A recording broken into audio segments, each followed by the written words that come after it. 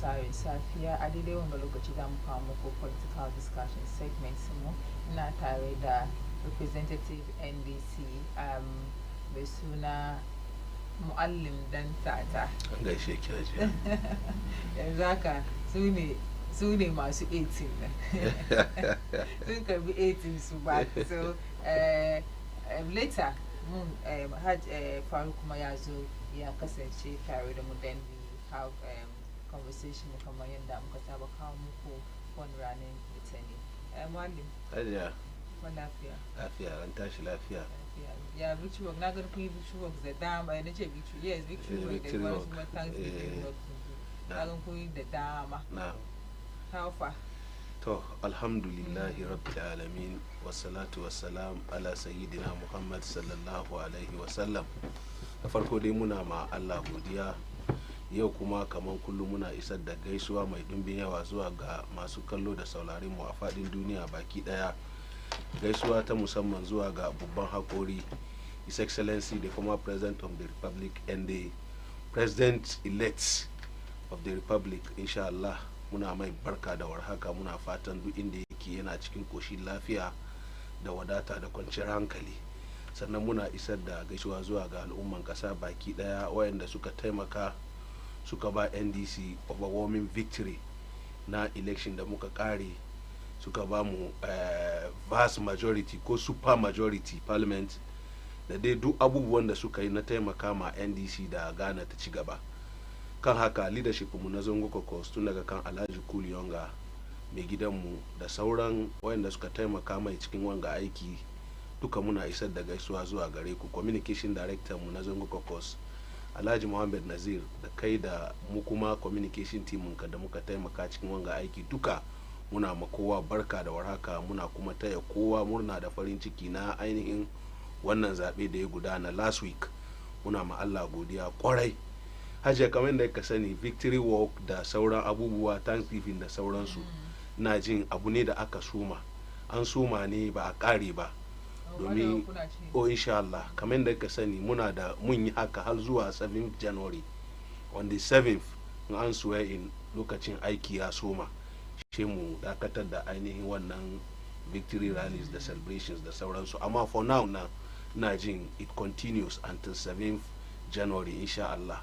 So kan haka kamar yadda His Excellency John Dramani Mahama yake kira ko ya kira ga ainihin supporters in NDC da ainihin al'umman kasa gaba ɗaya cewa ya san muhimmanci ko kuma ya san nauyi da al'umman kasa suka ɗibiya mai na irin wanga overwhelming victory da aka bashi. Ya gwada ma wannan na gwada mai kamar lalle al'umman Ghana sun yarda da shi kwarai, su san kuma shine wanda zai zo ya fidda Ghana cikin halin da take ciki na matsuwa ya kawo ta kan hanyar da ya dace.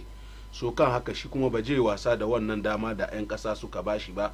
Insha Allahu je aiki tukuru ya make sure kaman hopes da Ghanaians suke da shi kan shi insha Allah ya fulfill in Allah yarda. Ghanaians su yi farin ciki su kuma yi murna su ce kamar lalle gara da komowar John Dramani Mahama. Sannan ya kuma kira da supporters in party da babban murya cewa ainihin wasu abubuwa da ke gudana na tattare wuraren aiki ko kwashe kayan wani ministry, wani abubuwan da dai ake yi wanda John Dramani Mahama ya ce a kar mu yi haka nan, mu ɗauki wannan fushin da muke da shin nan mu taimaka mai da wannan fushin nan mu iya mu build Ghana da mu duka za mu ci kaman Ghana da muke so ke ga. Amma ba daidai ba ne ka je kana wasu abubuwan da bai kamata ba a wasu ma'aikatan gwamnati, ka je kana bata kaya ka kulle ofishin John Dramani Mahama ba violence yake so ba, komi ana yin shi kan doka kasa, mu kiyaye property kasa. So kan haka in ka ga wani na abun da bai dace ba, don akwai wasu kuma da ke da wani mugun tunani mun lose power shi yasa ya za mu yi bari mu kwashe wasu abubuwan da ke cikin ofisin mu wanda na 'yan kasa ne, tunda mun lose bari ka kwashe kai gidana, ko kuma wani kayan ga ya mani amfani in kwashe da shi gidana. 'Yan kasa muke, al'umman kasa muke, mu yi kokari mu kiyaye wannan abu. In ka ga wani na wani abu makamancin haka nan ba property kasa, kowa ya zo ya amfana da shi.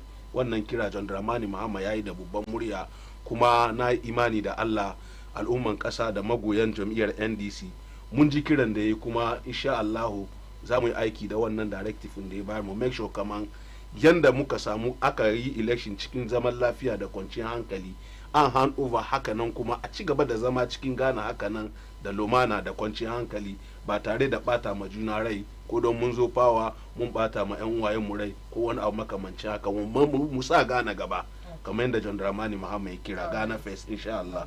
Masu kallo muna tare da Hajji Faru kuma ya zo yana tare da mu. Hajji Faru, assalamu alaikum. Alaikum salam wa rahmatullahi ta'ala wa barakatuh. Mun gode alhamdulillah mun gode ma Allah mun gan yau litinin ga mun gode ma Allah mun ga da manyan constituency mu she dey congratulate mutanen mu she dey that's they are not our enemies, they are opponents. We agree and disagree, so we are not enemies. Guide us, they've done marvelously well. We were not expecting this. We've never thought of this. What we were thinking about, maybe runoff, this overwhelming victory is it's something that everybody's down. Because that very certain, so I had the intent that we've lost. So at least it's a battle. And battle like football ni budaya achi budaya lose. Kuma at the losing side in Nanduka. Muduka muna neman good Ghana. But in the national chief imam kakamu babanmu de mai martaba national chief imam Alhaji Usman Nuhu Sharubutu ngai da whole Kankwe Central. Mun san shani yo Kankwe Central there is a problem. Akwai problem kan elections in that in the parliamentary side in which this week I think it can be resolved this week in there.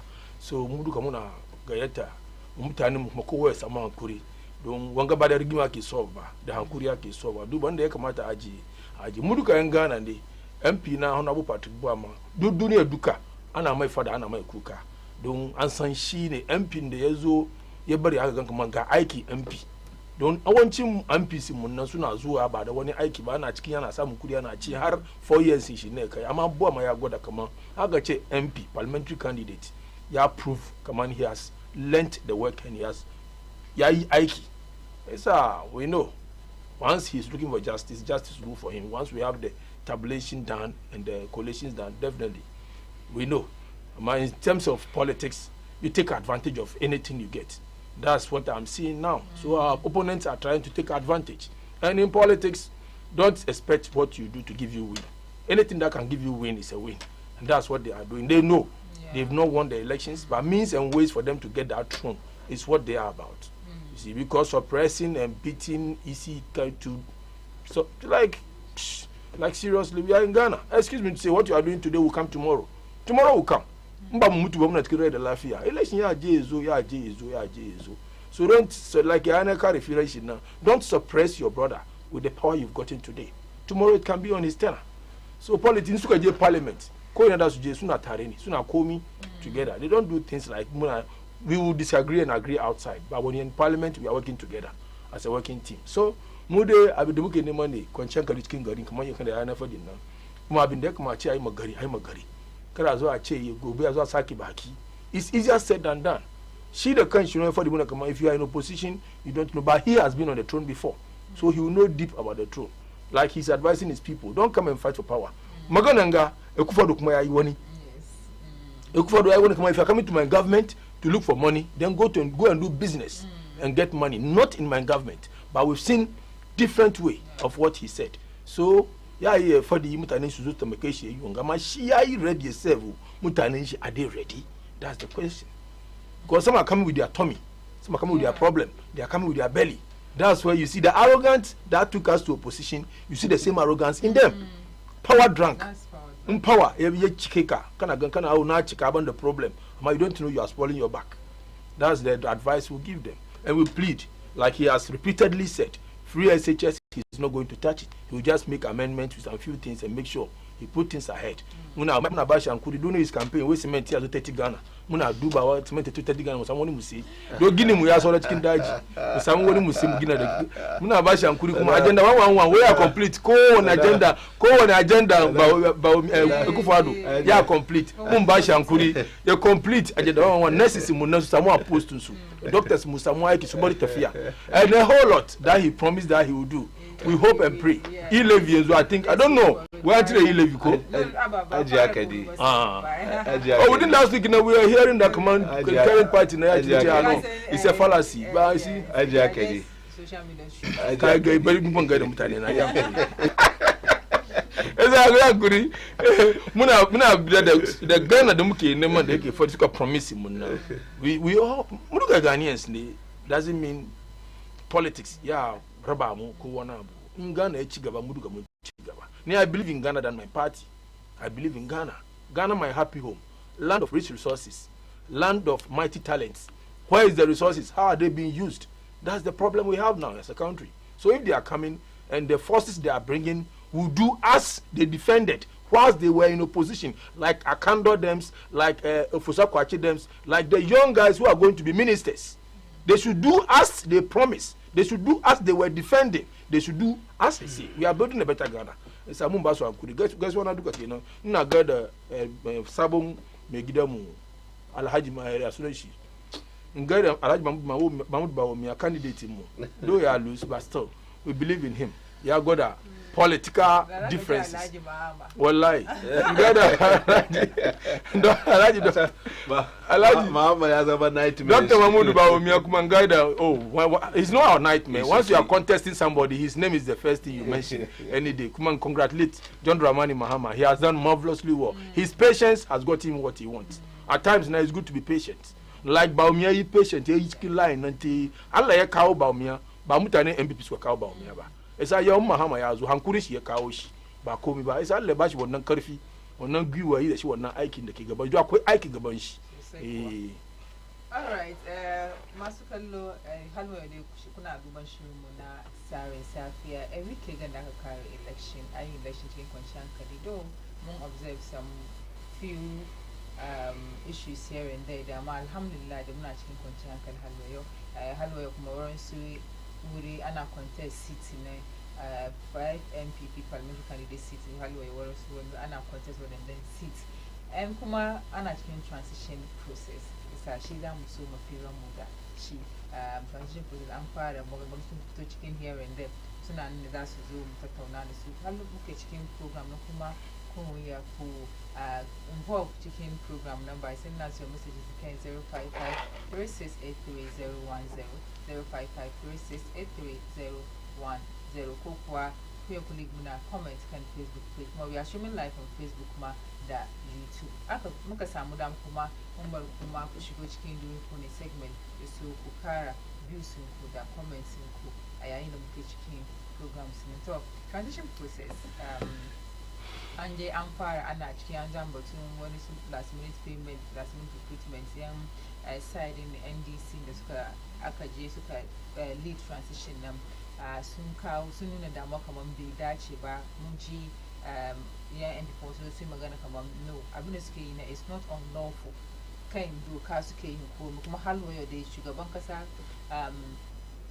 Akufo-Addo, President Akufo-Addo is still the president until the eve of 6th January. It's yana da dama a yi kowane process, not just like kowane dai kan doka. So whatever da suke yi su zan kamsa shi kan doka amma kun kawo da inda su kun raise alarm kamar bai dace ba. So yanzu wani different thing ku za ku yi ko ku investigate previous recruitment da payment da aka yi don aka swear president ku in ajiya kamar yadda mu duka muka sani duk abun da muke yi karkashin doka ake yi shi kuma batu na transition team da sauransu ina jin tsarin doka ne aka tabbatar da ai haka saboda ofishin da kake rike da shi ko kuma matsayin da kake rike da shi ya kai karshe wani zai zo ya anshe ka to kamar yadda suke faɗi suke defend abin da suke cewa wai his excellency Nana Akufo-Addo yana da dama hal on the 6th of January gaskiya ne mun san da haka domin da aka elect president on the 7th of December ko da aka declare elect mun san kaman his excellency John Dramani Mahama ya take over from 7th of January 2025 haka yake to amma akwai wasu abubuwan da mu duka mun san wani lokaci gwamnati na iya yi saboda ya matsa ma ko ya takura ma gwamnatin da zai zo ya aishi matsayin shi kan da gangan. In baki manta ba, former president Kufuor on the eve of ya bar power after ya gama MPP su lose election, kin tuna kaman single spine pay policy after last day sin shi ya sign shi out, ya fita tafiyan shi, ya bar Atamels ya zo yi kokuwa da wannan single spine irin labor agitation da aka samu da wasu, kin fahimci. So akwai wasu abubuwan nan gaskiya ne. Nana Akufo-Addo shine president mu hal gobe, yana cikin aiki ma kasa hal on the 6th of January, amma akwai wasu decisions ko wasu policies ko wasu abubuwan da shi kuma da ya kamata ya kiyaye ko kaya aiwatar da shi, domin maybe burden ne da zai zo ya lie kan government da zai inheriting shi. Ba mu kiya ba mu yi gaddaman kaman yana da daman ya yi abun da yake yin nan kan doka ba, amma muna kira ne saboda me kar ya bar abun da zai zama problem mu gwamnati mu. Don kika duba issues da ainihin transition team nan suka raise, wasu payment da aka approve last day sun ga da wasu employment, wasu abubuwan da yana da financial burdens, kuma mu duka mun san halin da kasan ga take ciki yau. Gwamnatin ga da kansu sun sani for the past years irin halin da tattalin arzikin kasan ga yake ciki. Shi yasa ma yau da muke magana akwai waɗanda ma legitimately sun ma kasa aiki, suna bin gwamnati bashi wurin wata, kamar misali na ko employees kin ga tun cikin September suka fara kuwa a biya mu kudin mu arrears mu na 9 months, kin tuna ko? Yau da muke magana hal yau gwamnati ya kasa biyan su saboda ba kudi.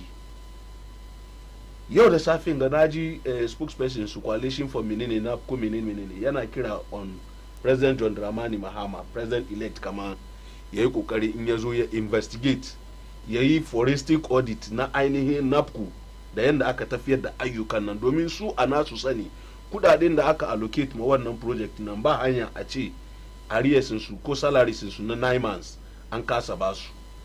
So these are the things.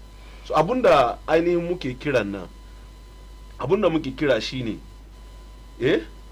His Excellency Nana Akufo-Addo ya hakuri, ya yi aiki shekara 8 ba mu kiya ba, yana da wata guda ko kwana 20 da wani abu ya tsora mai ya sauka, mun sani, amma ya hakuri decisions da kuma ainihin payment ko kuma wasu employment da ya kasa dauka cikin shekara 8 nan, kai dauki wata 3 ga, kai dauki kwana 13 da ya sauran ga ya dibiya ma John Dramani Mahama wannan burdens. Ya hakuri, kiran da muke yi kenan, ba mun ce bai da right bane, amma ya hakuri financial burden je kamuna, kai kamuna wannan burdens nan, ya bari mu zo tunanin da muke da shi da kuma ayyukan da muka magani alkawalin nan, ya bari mu iya mu samu dama mu aiwatar da wayannan abubuwan nan, kar ya ka muna wasu foreign abubuwa ibiya muna, mu zo muna fama address issues da ya aje muna, sannan mu yi abun da ke gaban mu. So is this the new NDC government? Mun gani this same transition in 2016. Even now police chief, for instance, it's even on the internet now, doing that so much raise concerns, and then they defended what after that moment could defend. What I'm asking now, is it a new NDC? To me, because them come on, just for the public sake, I go basically to now repeat when I've been the young MPs most cases, but the Mikota was a power. Commander Kafadi, Maganan da yau Fatima take yin 2016. Felix, a lokacin shi ne spokesperson na ainihin transition team mu, shi ma ya irin wanga magana. So kamar da nake faɗi, mu duka mun sani ba new team bane, kuma doka ya ba mutum, ya ba president dama until 6 January ya kare aikin shi, amma ai aiki da kuma hankali, muna kira da lura. So is this the new NDC? Like yanzu kamar even muka ji da sukan da John Dramani ke fadiwa, it shows that it's going to take a different trend. Hajiya, ruling government in NDC this time around is going to be very different. Hajiya, abun da ke akwai ne irin massive endorsement da Ghanaians suka ba John Dramani Mahama da NDC, da kuma sanin abun da gwamnati ke ciki na John Dramani Mahama ya riga ya sani kamar da dan wana ya yi magana ya attest saboda shi abu daban za mu expect. NDC yau daban ne da NDC da aka sani. John Dramani Mahama His Excellency na yau daban ne da John Dramani Mahama na 2013. Kin fahimci ko wani abu daban muke expect kuma Allah ya da Ghanaians expectation da Ghanaians suka yi kenan suka bashi dama ya komo. So kan hakan Allah da za a samu NDC daban wanda ya zo ya makasa aiki kamar da John Dramani Mahama ya tun fara one appointees shi tun bai appoint ba. Shi faru ke kwada kama nana yayi maganu we Hajiya nana yayi magana gaskiya ne yayi magana gaskiya ne amma abun gana na kaman clearly ya faɗi da baki ne ba wo ya mini bane domin in aka samu ministan ka barin gwada miki in aka samu ministan ka an file kudi ɗakin ta in the sense that har ma'aikatanta sun sata over $1 million bata sani ba. That tells you she kuma kai president kai ya kai feel comfortable ka ce ma wannan minister ta kwantar da hankalinta aje a yi binkice kai ka santa bata da laifi ita ba barauniya bai mutuniyan kirki ne ta fito clean. Does it mean that Nana Akufo-Addo ya faɗi da bakin shi ko ya mine aiki? Inda ya mine aiki da kan Sicilia a dafa kawai ya kamata mu san kamar Nana Akufo-Addo gaskiya in kana neman kuɗi gwamnatin shi ka je private sector. Amma clearly aikin da Sicilia za ta yi ma gwamnatin Nana Akufo-Addo duka har ta je ta kare shekara 8 din ba ta ita ta samu $1 million ba. Amma an ya sata over $1 million cikin ɗakinta. To kudin nan duka nawa ne so aka sata 1 million cikin nan? Kudin state ne. Kudin state duba ko da me kudin ta na za ta samu wannan kudi aiki me take yi?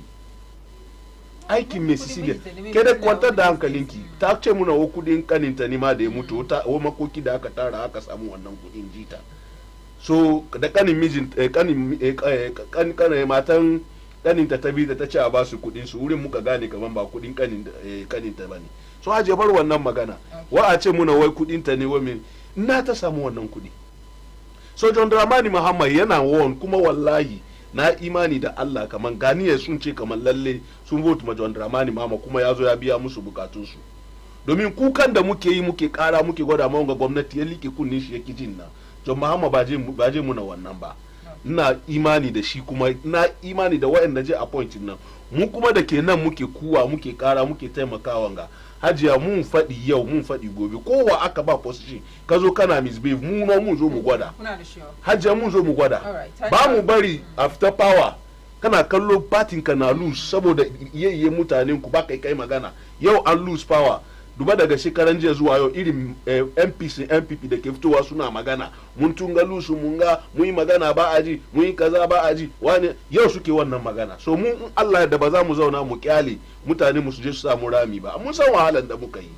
Hajiya we wait victory ga Allah ya bamu amma na yi imani da Allah hard work NDC kuma ya fi domin ba wani wanda ya zauna kowa ya aiki an make sure kamar an fight for wanga victory kuma mu a ci shi yasa yanda muka fight muka samu victory nga haka no za mu fight mu protect wanga victory by telling our people that they are wrong if they are wrong. Ba za mu kyale muna kallon ku don mun kun zama ka zama minister ko ka zama CEO kana abun da kaga dama ba. Na imani da Allah da muka yi wannan wahala muka yi communicate muka yi menene muka bar gane suka fahimci policies in John Dramani Mahama da kuma policies da John Dramani Mahama da kanshi ya fito da shi ya aiwatar magani suka yadda da shi mun imani ba za mu disappointing shi ba mun make sure kaman duk abun da ya kamata mu yi mu kiyaye wanga victory wallahi ya kamata mu yi kuma insha Allah za mu yi. Na san ko ba ni kaɗai ke maganan gaba duk wani wanda ya zama mutumin NDC wanda ya wahala cikin neman wanga victory bai zama wani ya zo ya watsa muna kasa cikin garin mu insha Allah. So John Dramani Mahama yau daban ne da John Dramani Mahama da ka sani jiya insha Allah. It's good he's saying this. Amma yan kuri na samu wani one plot ta wuri na akwai kitin na yazo men day o chicks kenan in suka zo ibani wani inda cike kasuwa kare wuce ne ja mutane shi kare ibani wani kuma fara akwai kitin day o chicks na wallahi magana dan wana gaskiya ne jiya Saturday na GTV with one of their communicators mun yi fira irin haka shi ma ya attest kaman akwai kitin na wani abu ne da zai taimaka amma kin san lokacin campaign suna tsiya da shi ne no na zuwa magana da kwantar da hankali sami jefin kuma yayi wannan magana kwantar da hankalin ka wai maganganun da ya NDC ba duka ne kariya bane kwantar da hankalin yawa gaskiya ne kwantar da hankali amma kana other side jima da filan da muke da safin ga is post election an riga an gaba yo wannan dai haka nan ne amma a kukon kitin da muke maganan ga inda jam'iyyar NPP ko na gwamnati na Akufo-Addo sun dauki akukon kitin serious da yau ba mu sayin 1 crate of egg 70 Ghana cedi inda sun dauki akukon kitin serious da yau ba mu importation poultry meat na muke ci muna import more than $3 billion on abunga yasa mu za mu yi wannan insha Allah za mu yi shi yadda kamata kuma dan wana Saddam ya show interest na san yana da gida unguwar mu bai koma ba saboda yanda na Akufo-Addo ya bari siminti ya tsada zana bai zo da tigana ce bai dibe one block kan gini shi ba so mun supporting shi yayi wannan poultry farm ko da gefen gidan nan ya mai da shi poultry farm insha Allah mun yi ni ma ina da cikin gidana a gaba da yana ke yin nan we are overlooking what has happened like I initially used the word it's easier said than done we hope the best for the country annan suka ce sai uti omai mu no si omai ne mbo a uti mu bi so we never wish them bad luck but anything good they can do for the country to go good for Ghanaians who voted for them massively. This is overwhelming. It has never happened. Nana Akufo-Addo, the hard-working president, the outgoing president, Yai Aiki dey ba one day chebe Yai Aiki. Godogoro Karfish Yai Aiki. He never knew his people would disappoint him. Because along the line, Kowa rock shoulders, Kowa Samu Griwa, and I got a Karfi, and I got a Kudi, and I got a him. It's like Nana Akufo-Addo has not been like the non-listening government, but mutane da ke karkashin shi da bayan shi na inda aka gaba at times na yana kawo wallahi you don't think about the people behind you whatever they are doing like he was saying he made an example with this woman's former sanitation woman na maganan tanna the same thing happened during the regime an je Brazil wani kudi ne ba ci ba an ci kudi da zuwa har shi da kanshi mai committee a investigation shi yaje zama wuri yayi kuka te inda kare ya kama shi kuma ya bashi post ai it's in siyasa anything can happen. So are you telling me that in the not dog of Akufo-Addo, yare should be that some problem? It's a jeki mutu. Why jeki magana nka samu kanki? Allah ya baki saa. Magana shi fa dike na me fa diko mi bai. The turanci na duka ne Allah ya baki saa. Kiftatki magana nga. That's all. He's a leader. So if chicken cabinet is not some problem, may go they should nail you to death or something. At least consoling ta. Kin samu problem and automatically you said you are resigning. It's good you are resigning to face your problem. So now you are a private entity. You are not in the government. So once this thing is going on and I investigate, go in that kind of shit now. I wish you all. Be one magana da yafi ba.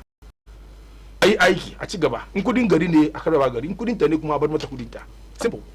Amma na wangan na shi ya je Brazil kudin gari ya je da shi Brazil je ci kudi aka zo aka ba shi committee a investigating shi je zama wurin yayi kuka ba da hankuri ta kuka ba da inda kare ya kuma ka ba shi post kuma. So it's easier said than done, I'm saying today. Mark it anyway. We are here. Imba mumtua, alle ba mo want you right. Aida mu. Muna 4 years will come. And you say, hey, Farouk, you said this and it's here. Whatever the whole old boy wants to do, it has not come to light because of what? Some people behind him. So in governance, kaganga check governance, muna de manya mumfisu. Ba kwa manya ba in terms of mutande ke aiki na. Nasu na sun yara na da yawa. Manya na bisa, si yara na kasa. This time they are going to be our ministers, whether we like it or not. They are going to our CEOs, our ministers, what they are, excuse me, say they don't have it much, so they are not going to open or widen up their. Yes, sir. We have a lot to face. Like Ogbonna wants to work, are they going to help him work? Are they going to help him get to where he wants to get? 2016, I don't come on ministers join the man who to cause down for mention. Because even his parliamentarians, they lose their seats like the same the same. So what happened in 2016? You have trouble this time around. Finally, the Ghanaian voter is becoming very. I applaud Ghanaians for knowing the way they are going. Na so haka. Nsuka gangaski and some fari. In aka ga an fadi ma an warning ka. Muna gajiya, muna nyunwa. Kai kana ci abinci kana kwana kana ci ni na ci 2 times a day. Kai kana ci 3-4 times a day. It's not done.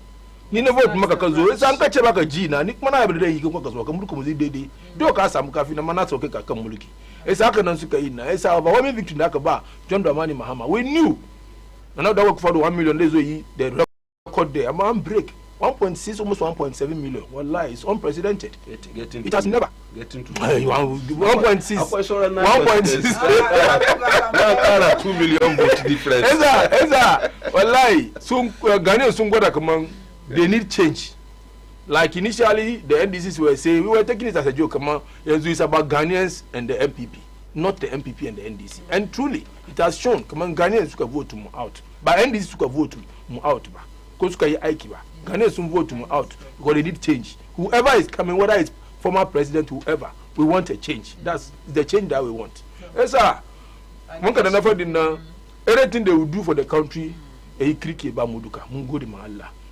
Papa yazo wuri ya sunan boss ka ni manga onan ki fada da shi ya sunan shi ma chairman labode ko fada mai chairman labode kana duba na kana duba in ka samu post nan kaka bari ni in ka cire ni ciki na zo ni ma na san gidanka in ka cire ni ciki na zo gidanka because time muka samu da yaran ku muka ciwo ba muka ci ba ba ku ba wallahi daga tambaye yaran fada ma komi ba ni ba ka ba ni kai to kai da leta ba ta ga muka mita wannan time kai yayi wani nyama aisa leta ba ta ga lokacin da kudi ya shigo hannun ku ma su wannan time ga jabe zuwa ko ga shiga ba bude mun kan knock ba bude ma aisa wallahi aisa garin da ya zo ai karfi aisa like president is talking they saying he should just be on his toes very strongly bidan manya ta make shi me shi garbe yayi eneme mutane da duba advice ministers should do that to young guys ni. Yes, and I think they should not think about themselves. They should think about the country.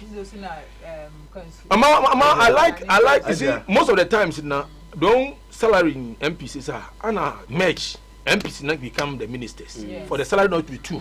So most of them are MPs and they've been in parliament for long. Kuma they want the suka zo cikin sabobi nan kuma the old ones should nurture them. So God musu aiki in parliament. In ba ka na magari ya gaji. Do parliament ka je wurin first term. Esa na kullu na for my constituents. Come on, you don't vote one term for a candidate. Because ka ba shi one term na wara ezo yizu de ko aiki in parliament o. Be gan komi ba. Anything he spent on his campaign, excuse me, say being it alone or anything, yizu de retrieve after before you can take care of the constituency. So if somebody is contesting in a constituency, at least the last mandate is 3 times or 4 times for him to work. Come on, 2-3 times. Come on, Honor Patrick Bama, his first year, 2012, he won with 7,800. 2016, he won with almost 11,000. 2020, we are having 10,000 and if it's down, 10,000, 9,008 to 10,000 in Akasa. So it's like he's somebody who has proven, who has worked. This bringing down the vote, after our tabulations, we have about 1,808 down as our winning something that we have. So 10,000 cannot be rubbish and say they've won elections. We have our data down. We can never. So into now it might affect him. It doesn't mean we are going to lose everything that we have. Okay, still on the transition. So this is a general question. Because sometimes politicians always do this kind of recruitment, last minute recruitment. So yeah, recruitment should be more of competence. Yes, Manya should know what is good for the country, not what is good for them. What is good for the country? Because whatever you do today, it's not going to affect anybody. It's going to affect the country. It's a ankai wana abukabari bashi kaji wa dawanka. Inyezo Ghanaians that be Suda gaji. Do you want to suppress him because of coming back again or what? No. It's a muduba de muya bi de kamata. But last minute employment inga so sabi ofosu kwachi so fadi. Come on, it's logical. It's in the constitution. It's mandatory. If there are some clearance you have to do, some employment you have to do that will help the states. The ones that will help the states. Money image code it's with this transition thing the end is the council for Saraji and Ajisu where it's not prohibited but in the Bekamata it's in the constitution so it's constitutional wise so they should just come down with some things that they do that will exceed the limits they are supposed to do. Yes, sir. We are just advising our president, the hard-working president so far under this Fourth Republic. No government like another government. No. Forget about the economy. No. We know the economy is not serene. And now, as we speak, last time I heard a lot about Mahama, Gentleman Mahama, our incoming president, where she hiking the Duka, the leftover hiking since Kufuor, they will complete everything because couldn't Ghana no ba could ajifu woni bane. Isa ka ce woni be kare ba.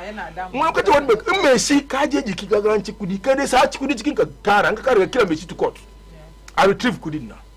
me shi ya ci kudi ma cikin aiki je ka sa kudi cikin always we leave our works cikin daji she mu ce ba mu da kudi kuma wannan aiki dai kawo mu da kudi abandon projects you see so na ji daji ta wurin nan wai dai hold on yi kowane ai kare kawo komi new kare kawo komi new a janawa wasu an kare isa ka a ciki a fara aiki wanda ba kare ba continue gidigidi a kare ba next year ending insha Allah ya kare duka ma the commission after all it's for Ghana it's not for Kufuado muka fara razimin sa da bari aikin nan namu ne a na garin ne aka kare nasi sun samu aiki over 7,000 Ghanaians are going to work out there so if they should do things well in the next don shi ya zo kuma da fara na wani abu sabo kudi da shiga wurin kuma kenan of course isa wanda ke wurin nan a duba a bincike a duba okay fine ba shiga da na jiki ko wani abu da an biya maybe percentage akan ga a continue a kare shi kuma shi ya taka economy ne ba ta wurin abinci muna so abinci da kashi muna so abinci but to economy don't know one way come on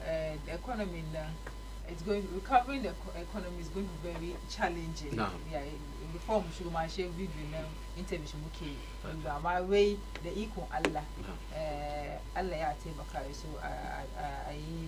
yeah is it does it look like John Dramani Mahama is trying to play safe hajiya babatun John Dramani Mahama na try ya play safe bane abunda ke akwai ne abunda ni da ke duka muka sani ne dan wana Saddam da muke zaune tare from the other side shi ma ya sani ba economic problem challenges da Ghana muke face ta wurin tattalin arzikin mu ba karami bane yasa in John Dramani Mahama ya ce kaman ba ya samu is a difficult task ka gane farfado da economy Ghana gaskiya ne kowa ya san da haka da ni da ke da masu kallon mu duka sun san wahala da tattalin arzikin kasan Ghana ya shiga ciki saboda shi ba wai yana try a play safe bane no yana gwada reality da ke grounds ne hajiya saboda sani haka ne John Dramani Mahama ya aiwatar da ya kawo wasu policies cikin manifesto shi wanda zai taimaka ya fidda mu cikin wannan hali kamar da mu duka muka sani yau unemployment rate is of the highest in the history of Ghana ko kin gane ko ya za a magance unemployment rate John Dramani Mahama ya tunani 24-hour economy ya taimaka a fidda matsalar rashin aiki in an yi haka nan 24-hour economy kuna trust kamar ya curb unemployment cikin kasar kwarai ya taimaka sosai hajiya duba kwantar da hankalinki ki ji wani abu duk wani abun da political party kamar NDC muka kawo cikin manifesto mu kafin mu kawo wannan abu mun go through mun doki mun tunanin abun mun sa shi cikin lissafi sannan muka kawo saboda shi duba wani meja ne wanda zai taimaka ya curb unemployment sannan muna batun economy harakan economy ba kai ka fidda abinci ciki yau muna experience the highest food inflation highest yau abinci na da tsada Ghana kowa ya yarda da wannan John Dramani Mahama ya kawo cikin policies shi ya kawo batun agriculture yanda za mu yi mu farfado da noma da sauransu cikin garin ga yin wannan kuma ya gwada clearly cikin manifesto mu abubuwan da za a taimaka ma manoma wanda zai ba su karfin yin noma sannan in sun yi noman sun kare a samu a sai shi ba tare da an bar shi ya bata cikin gona ba wannan duka John Dramani Mahama ya outline shi that tells you kamar ya fahimci reality grounds nan kin gane ko haja duba yau abunda mu Ghanaians muke ji cikin jikin mu wallahi ba John Dramani Mahama ba hatta his excellency na Akufo-Addo da kanshi ya san wahalan da Ghanaians suke ciki kin fahimci ku ya sani yau haja muna maganan ga in amount of money da ake sawa cikin importation rice garin ga shinkafa da ake import garin ga kudin da ake zubawa ciki wallahi haja tashi hankali ne ba da da an so a diga wani ban kan importation of rice aka abun da ke akwai ne ba ji wani abu da Buhari ya anshi Najeriya fesiyan shi ya ban importation of rice ba zagin da ba mai ba wahalan da Najeriya ba su shiga wurin abinci ba for 1 year after wannan 1 year Najeriya yau haka da nake miki magana kika je kasuwannin garin Munga akwai shinkafan Najeriya an ba ga su ana sayarwa da yi wannan move an ji jiki amma yau da nake magana they are sufficient yau da nake miki magana ga je kasuwanni maki ga lorukan Najeriya da ke kawo na wake maiwa tankwa duka ana kawo shi from Nigeria. Saboda me measures da government ya take ya bar suka yi noma suka concentrate cikin harkar noma yau sun farfado da agriculture su. So in mu ma Ghana John Dramani Mahama ya ce kamar wannan abu ya kamata mu duba shi. Hal ma daga ciki ne muka kawo batun agric business. Irin abubuwan da za a noma, akwai wayanda za a ci, za a amfani da su, akwai wayanda ma za a mai da su wani abu ne kuma. Kin gane? Kamar misali watermelon da sauransu. Su an yayi ya zama real business domin me factory sun yi sun shi su manufacture drinks su manufacture ya tanyi economy. So wani abu ne da John Dramani Mahama da NDC insha Allah na san kamar within the span of 4 years we could revive economy mun ya zama kan da ya zama ga Hajiya span of 4 years. Hajiya Because akwai measures da za a take wanda Ghanaians da kansu za su sympathize ma John Dramani Mahama su taimaka mai ayi a da halin da ake cikin. Duba ba aikin John Dramani Mahama kare bane. In yau kana zaune as government ko as president kana ce Ghanaians kaman economy mu kafin mu farfado da shi yayi karfi saboda inda economy ne shiga. She kana rayuwanka na luxury, kana rayuwanka na jin daɗi. Kana chata private flight $17,000 1 hour kana yawo. She kana gwada ma Ghanaians kaman ana jin jiki kowa ya kokari mu taimaka a fidda economy an kaka. Amma in aka ga kaman zaka yi tafiya as president ka zo ka join ka shiga jirgin da na jama'a ka je ka zauna gefe ka sauka America da jama'a tare an san kamar lalle reality gaskiya garin ba kyau ko ba haka ba. So irin wayannan measures John Dramani Mahama je take sannan ya kawo abubuwa solutions da Ghanaians za su admit a yadda Hajiya Duba mu duka muka kama mai ya mai easy ya iya implement abubuwan da zai taimake mu baki daya. Ce sa ba aikin John Dramani Mahama kaɗai bane mu duka Ghanaians collectively ya kamata mu support shi amma yin haka ne ya fito ga shi kuma matakai yanda zai ɗauki ne. Kin gane ko in ya ɗauki matakai yanda Ghanaians za mu sympathize mai ka gane ya ba shi sauki ya iya ya fito da tattalin arzikin Ghana cikin hali da take ba tare da tsawon lokaci ba. Amma in dai ya ɗauki wani measures yana faɗin wani abu daban yana aikata wani abu daban na imani da Allah Ghanaians ba su forgive mu. Ce sa John Dramani Mahama is not going to do that. Na yadda na imani yanda Ghanaians suka bashi confidence suka ɗauki ainihin hopes su duka suka ɗibiya kan shi na insha Allah ba mu dashi wannan hope into ba mu sa su cikin bakin ciki mu yi kokari mu yi aikin da za mu maintain wannan hopes da Ghanaians suke da shi kan John Dramani Mahama. Ce sa measures da zai ɗauki shi zai taimake mu fidda tattalin arzikin Ghana cikin halin da take. Kana rayu da John Dramani Mahama cewa kamar lalle economy ne yayi halin shi amma dai you see always in fadi it's easier said than done. I will not stop using that word because it's a very logical word.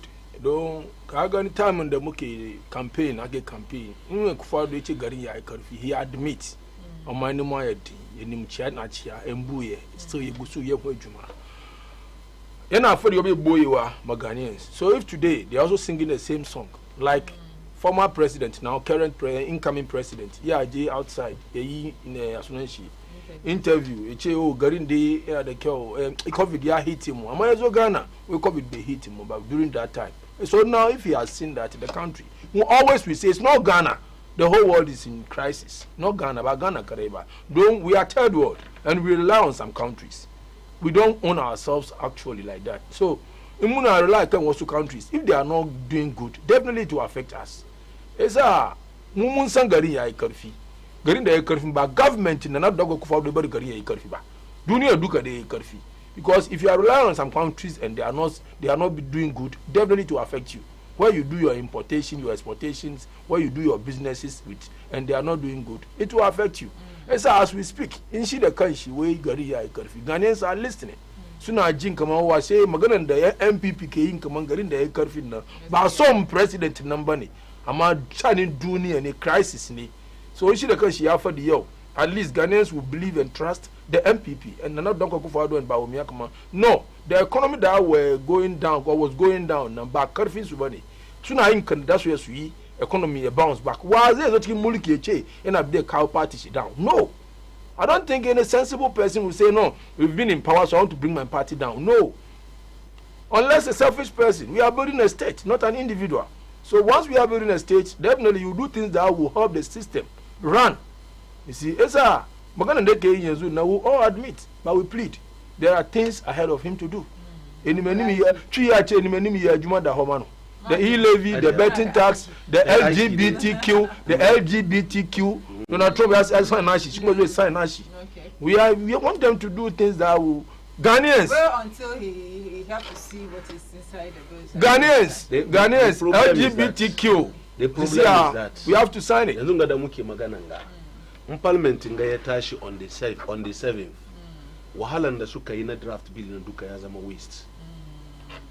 Sai an sake an kuma shirya shi sannan ya komo, so ya kuma take wani lokaci domin ya take more than 1 year suka yi yawo suka form suka draft wannan bill. Amma yanzu da kuka da 2/3 majority ba wani issue bane, mu mun tun bari yayi clear kamar muka zo mun sign, amma a problem ya ba da don da ultimatum da zai sign ba bai ni da ma ya bashi ultimatum domin John Dramani Mahama da bakin shi ya faɗi kamar shi ya sign. So abun da muke kira ne yau hakan ga da Nana Akufo-Addo His Excellency bai fita ba tukunna, kar ya bari wahalan MPs mun na yate banza, kin gane ko ya sa bilin nan before ya wuce, in ma ya wuce bai sa ba, in mun zo mun taimaka musu yana za a facilitating shi a shirya shi kuma ya komo mu sa, domin mun san irin amfanin da yake da shi makasa inda Almighty America sun yi sun fito clear sun gwada kamar president ya ce bai son wanga abu. Mu Ghana mu da muke kaban garin addini ba Christianity da Islam addini da ke da karfi Ghana kenan, kuma duk addinan hatta pagans masu sun san kamar ba LGBT ba abun da za a yi muna da shi bane, so ya za a yi mu Ghana sai wannan je zai muna wahala. Wannan excuse da ake barawa wai taimako daga wane ne bai zuwa kuka Uganda on the 6th of March shekaran jiya nga 6th of March 2024 nga Uganda kisa sun sign already long ago on the 6th sun samu donor support from World Bank on the 6th of March bayan sun sign ma TTT ana menene ya zaka don zaka inji Atamels lokacin da yake power da aka kaba tun wanga magana yace inde da wanga zaka taimake ni da taimakon ka ban su. So these are the things tunda wasu sun tsaya kan kafansu su kai aiki kai fa ya kai stage da president sign kawai ya gagare ka, to mu in Allah yarda mun zo power mun make sure kamar mun an facilitate aikin da suka ya zama banzawo on the 7th ya kare sabon parliament za su shirya shi, sai sa da muna roƙon president before su kare zaman su ga ya bar a sign wannan bill saboda wahalan su nan kai ti banza, amma in ya kisa wahalan su ya ti banza mun ba su hankuri in mun zo power su yi kokari su saki su quality view su nan ya ma musu sauki sun taba yi, so ba wani abu mai wahala su yi su kawo. John Dramani Mahama ya make sure kamar ya assent wannan bill domin John Mahama yana da baba yana da mata yana da yara in dai ana gay da lesbian da na je samu yara His Excellency Nana Akufo-Addo yana da mata yana da yara, inda gay and lesbianism yake da ya yi haifu da ya samu yara. So that tells you kaman ba wani abun da za a wahal da kai ana wani bayanin te ka zo bane. Mu in Allah yarda John Dramani Mahama a kawo ya sai wannan ba wani case bane. Inji Professor Olawo yana kallon ka wo ya ji maganan ka wo kuma wai yana kallon ka yasa wai yana gaishe ka wo kai kokari fa wannan sa 0553683010 Muduba, the most interesting and most talk about policy, the free senior high school. Muna jijin maganganu da dama in the public domain wai mun ji sector interview inda yazo yake gwagwada kan da ya kamata ma da yi free senior high school nan a yi shi waransu su je elite school a duba waransu su je day students su ma su je a ba su free education nan kawai wadda su biya ya compare system da na UK har ma ya bar John Dramani Mahama ya fito ya zo ya affirm kamar shi that he's not scrapping the free SHS free SHS policy. One kuma ya ce kamar there's always a bit the way there's always an out of truth in every allegation. Sai ta kwa zo yayi magana amma ba ekubi kaman ba ra'ayin shi zalla ka ana suna magana shi mai zo ya samu wannan dama wannan magana Hajiya senior high free education menene stand ku kai Hajiya or that review of cancellation na Hajiya ya hankuri 7th da muka je muka vote mun vote ma John Dramani Mahama ne ko 7th John Dramani Mahama so maganan John Dramani Mahama da maganan samu hankuri ko samu hankuri ya fi John Dramani Mahama ne. No, at least he has ever ya fi John Dramani Mahama. That's all. Ko ya zama figa bai fi John Dramani Mahama ba. John Dramani Mahama Ghanaians suka vote shi ya zama president su. She John Dramani Mahama ya ce free SHS ni ban cancel shi yau ban cancel shi gobe. Zan review shi ne in samu abubuwan da yake lack. Yau da muke magana Nana Akufo-Addo our president da mataimakansa duka su ba su su gwada miki kaman ga wuri poti da ake samu da kudin da ake free SHS. Amma John Dramani Mahama ya ce zai samu dedicated funding wanda kudin ga da zai ta zuwa ma free SHS ne kai te ko ina. Ɗaya daga cikin abubuwan da yake neman ya yi free SHS ya tsaya kan kafan shi kenan. So in wani ya fita in wani ya zo wani wuri ya ce miki kamar shi da na shi gani a bari dai kawai ta taya free border su ta biya maganan shi kenan. Amma maganan John Dramani Mahama da Ghanaians kafin a yi zaɓe ma ya gwada musu kamar kururuwan da mutanen mu ke yi cewa in na zo na cancel free SHS in na zo na ba gaskiya ba ne in na zo zan karfafa shi ne in bari ya tsaya kan kafan shi ya zan yi haka na samun mai dedicated funding na make sure kuma infrastructure deficit da yasa ake yin shift system na gina more infrastructure a cancel shift system na make sure kuma private schools na involve su ciki saboda su dauki wani nauyi yaran da za su je su rely kan government school nan in aka involve private school cikin PSHS ya taimaka a rage nauyin nan yaso a iya cire green red and yellow track da ake practice she ki ce wai september ya ce kaza yasa na september zaki aiki da shi ki bar na John Dramani Mahama is a member okay ni na fa ji hajiya ji wani abu biyu ne ni na tambaye ki yau gani su wa muka doki power mu muka ba we voted for John Dramani Mahama september da ke magana he was a former finance minister ba kowa bane a yau member of NDC ne amma ga president elect wanda Ghanaians suka ba shi dama ya ce ban cancel aje when Nana Akufo-Addo was lokacin da Nana Akufo-Addo came free senior high minister of finance Ken Ofori-Atta bai zauna kan Metro TV ya ce kamar shi bai understand irin ma yanda ake tafiyar da free SHS nga a ce dole kowa ya zo free alhali shi haka ya iya duba yaron shi da wasu yara 20 ko 10 kai bai faɗi ba ra'ayin shi kenan a matsayin shi ma na minister of finance ma wannan lokaci kenan cewa ga former minister yau da nake miki magana september ni da shi party members ne mu duka oh yeah ba appointee bane ba minister bane for now kinga ne ko so aje shi ne watakila kin san yanzu haka kowa na struggle yanda za ka karfafa kanka ka bar aji kai active so that president cikin appointment da je yi watakila a tuna da kai kuma a saka wani wuri wannan duka na nan so in yayi wannan magana mu magana duba associate magana shi ne yayi nan from the policy NDC regarding the magana shi iska ne is very clear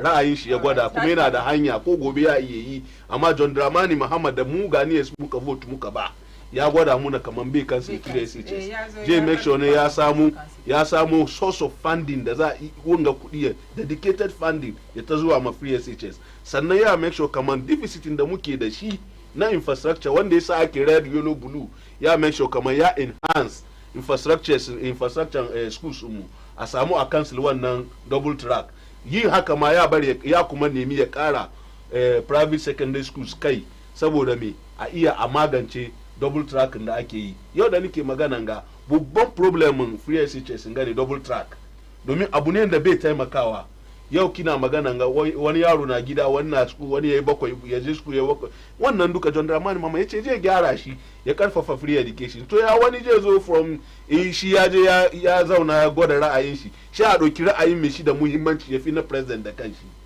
because I think ba kama an da ke shi da muhimmanci or something like ai kowa ya san september ba ki ji magana da nayi ba aje da ni da ke duka mun san september in ya samu appointment you see more than the president ya fi wanda ya appointing shi no but mostly ba su fi president ya fi wanda ya appointing shi in the end duba hajiya in the end duka Ghanaians John Dramani Mahama muka vote in John Dramani Mahama ya zauna september ya zo yayi abunda bai kamata ba kan free education shi ya kyale shi ya continue wannan hanya then John Dramani Mahama ya ma Ghanaians kariya ke so John Dramani Mahama ba ce yadda wannan faru ba September maganar shi ne kamar yadda nake bari repeat miki kiji yau haka September ba kowa bane he was a former minister of finance amma as it stands yanzu ga da muke magana ordinary member ne na NDC ba minister bane ba kowa bane Nana Akufo-Addo president mu na state be magana Kenoforiata be finna na Nana Akufo-Addo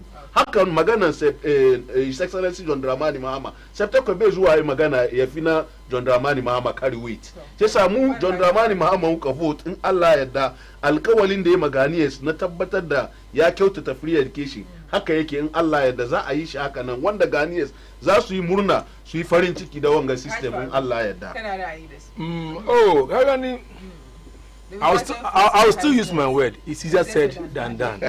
This word has been my word. They can carry cash for the next it's easier said than done. So we hope and pray. Ni de onisa na ye abajia tree na way so say o man bo a utimu bi. Mudu ka ma da mba die kama straight ma ba kona da yar kuke support. Ake support suke zuwa school. So abi ya zama free, totally free kuma aka jara shi don mudu ka ne magana ne. We are third world, like I say, we are not first or second. So comparing us to UK is different. I can tell you, whatever Setekpa is saying, there is little iota of truth as a former finance minister. Because anything like education is finance minister who finances anything about education. So it's about your hard work, your commitment, your good things that you are doing in the educational system that brings in more revenue from the president to you. So Setekpa they should don't know. Ama he knows what he's saying. It will not be easy. Like I love the way John Dramani Mahama is admitting. He's admitting, come on, the work ahead of him, the trust Ghanaians has built in him is not going to be easy. It's a very big time task. So he will do his possible best that he serve Ghanaians. I like that side. So what he knows the terrain of the game we are going to play this time. Previously, when they were in power, dollar was just 4 cedis. And they fumble in a way. Along the line, they flopped. Akasam Power 2016. So if today, dollar is 16 or 15, 14 point something to 15, he knows what he's saying.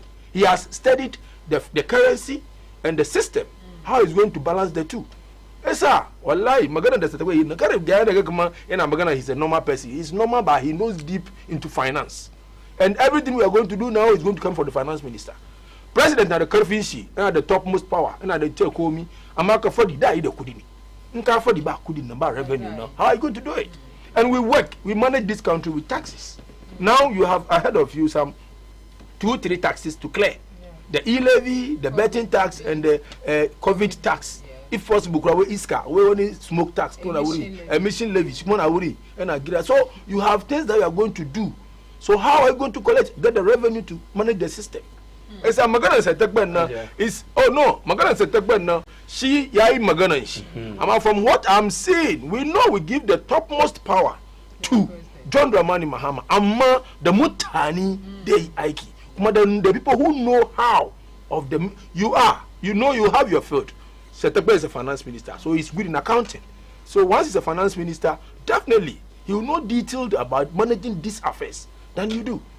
So what we are discussing here should be just go deep about it. We should not just say what's but we just for the back. Along the line, if difficulties are coming, you have to manage the system and make sure free SHS is there. The name free SHS is there. But if you go behind the scene, maybe I'll take the tuition fee, buy uniform, buy books, buy this. In that case, you are amending some of the laws of the free SHS.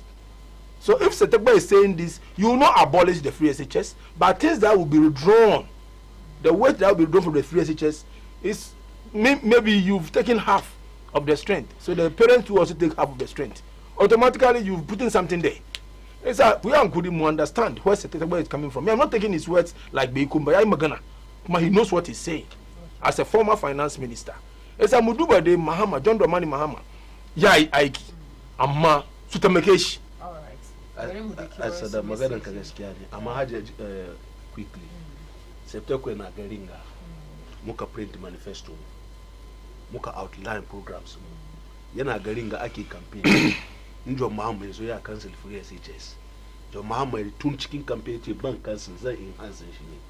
Bai gan wani abu da ji ci ba shi yau da Ghanaians suka vote John Dramani Muhammad suka kare she zo yana ce kamar budgeting Ghana bai iya ya you see my the black sheep of the oh ni ban understand my wanga abun da yake ba ya ma kaki bari you are in the water together, so I'll not say much. You know deep into your party than I do. Amani, I'm saying my mind. Ni dai na san September was a finance minister ba wanda je cire wannan kanshi ki understand amma ya bari mu kai halin da muke ga muna draft manifesto nan ba shi ne ba wanda ya ce min kamar ba input to September cikin manifesto NDC bai gan kamar mun ce cikin manifesto mun enhance free SHS mun yi kaza ba ya kyale ana campaign MPP na ce mun zo mun cancel John Dramani Muhammad ya faɗi shi wurare da yawa ban cancel zan enhance ban cancel zan enhance September na nan bai ce komi ba da lokacin na ce ma John Dramani Muhammad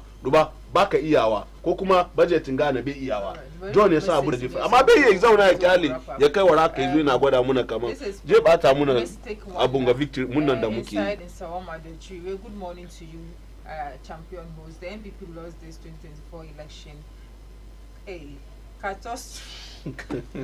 turanci ya ina hiko catastrophically ko turanci da because of arrogance and disrespect way unprecedented girl I'm safe corruption and minimal by the Nana Bawumia-led government. Kudos to all Ghanaians for giving the NDC this massive victory, especially we the polling agents, internal security task force, and all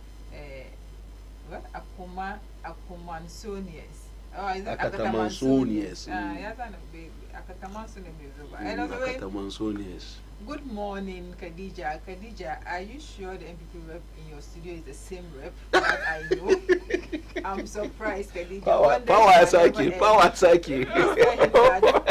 We say it as it is. Well, there's no way the results of Okain Quest Central can go to MPP and tell him that Honorable Baba Sadiq that he claimed cannot win the seat has won the seat.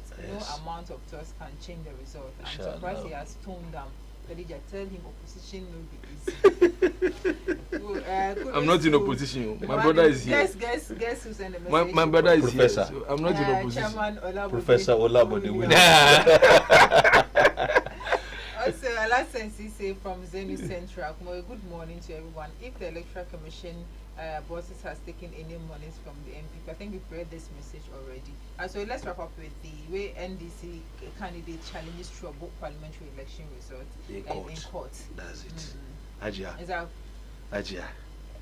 Shi yasa wasu mu har yanzu ba mu gama mamaki decision da Electoral Commission ta zo ta announce shekaran jiya Friday gaba. Har yanzu wasu mu ba mu gama mamaki ba. Domin it's very obvious, it's very clear. Electoral Commission so dai wa kun gwada mun Ghanaians kaman duk wanda ke da wani contestation kan wani resource ne an riga an declare ya je court. So me ya sake yau ku zo ku mai da police station wurin win election, police training depot ya zama wurin win election kamar ya haje ba mu garin ga 2020 ta ciman saf har da muke magana ga ba da ruling case nan court ba ko ba haka bane da muke magana da wani resource aka declare Martin Ajemensa Kosa 2020 ya zama MP aliyo yake zaune parliament ga kagan ba wani ya send message kin fara read naji message na wani wuri abunda muke kira da babban murya Electoral Commission ta sani Ghana na karkashin doka ne yau da muke magana ga duniya duka ana yabon Ghana yanda muka tafiyar da election mun nan mun san kamar akwai abun da suka yi niyya bai hold ba amma su yi hankuri ka su doki parliamentary seat taranga su ka problem Ghana. Electoral Commission ta very very careful tana zaune shekaran jiya Friday kusa da ya so tete ko tete ne tana yana shi ke read press conference tana bashi tana gwada mai magana yana gwadawa wani shirme kenan. With all due respect duba su gane kaman ba a dokan wani a doki doka a aiki da shi wani wuri a doki wanda ba a yi aiki ba a yin shiga nan ga da muke magana ga dumangu da damangu wanda Abuja na fa aka declare shi ya win so don Allah don ba ai rigima har aka kona Electoral Commission office su ba wanda ke contest Abuja na fa be ki resource nan ba me yasa isi bata kawo wannan cikin resource da za ta requality ba ya zama MP ta win duba su sani duk abun da za su yi ba su juya abun da ganiyar suka aje mu ba mu zama aloof mu bari su yi abun da suka ga dama garin ga mun bari su san kaman doka ke aiki in a appointing as electoral commissioner doka ya appointing da doka kuma kike aiki amma ba ki ya kire na hankalin ganiyar duba aje bari gwada miki last way bari ki san wani abu duk sitin da aka declare Okaiko Central Ablekumanov Tema Central Domi Kwabinya and declare officially ya declare you wanda ke da wani contestation ya je court amma electoral commission ko ita ba ta san ba ta da iko ta juya results kuma ba ta da dama ta gwada wai ba ta isa ta define duress ba aikin ta bane court su te court yanda MP mu na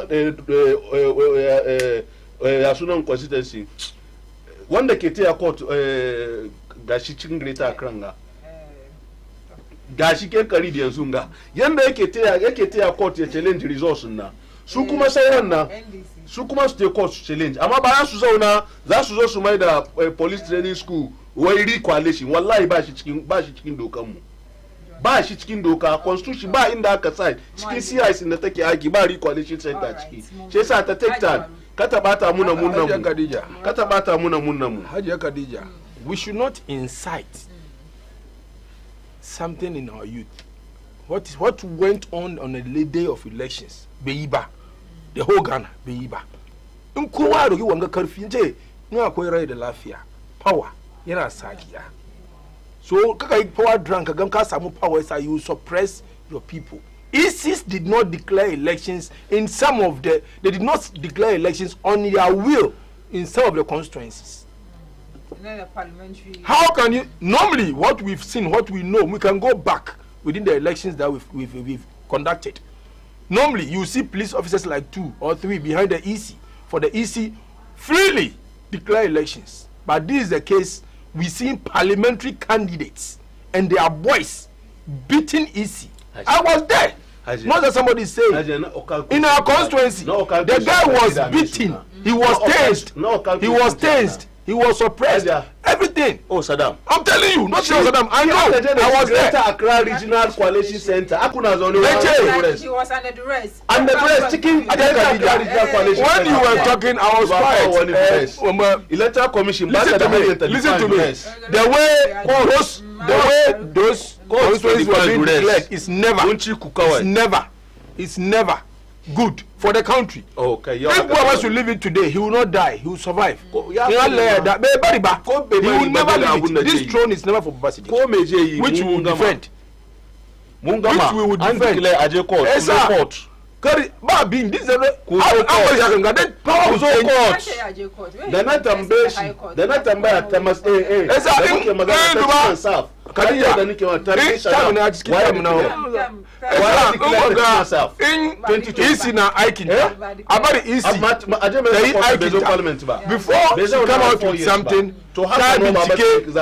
the not investigation before coming out with whatever press conference she's doing. So are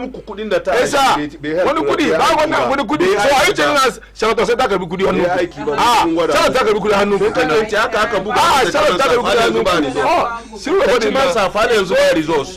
the recollection.